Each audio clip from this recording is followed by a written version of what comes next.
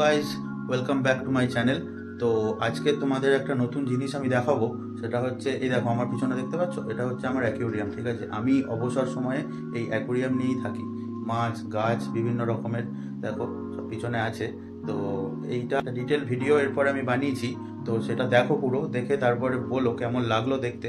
যদি ভালো লাগে একটু শেয়ার করো, চ্যানেলটাকে সাবস্ক্রাইব করে দিও। উৎসাহ পেলে আরও অ্যাকুয়ারিয়াম বানাবো। ঠিক আছে, তোমাদেরকে দেখাবো। চলো।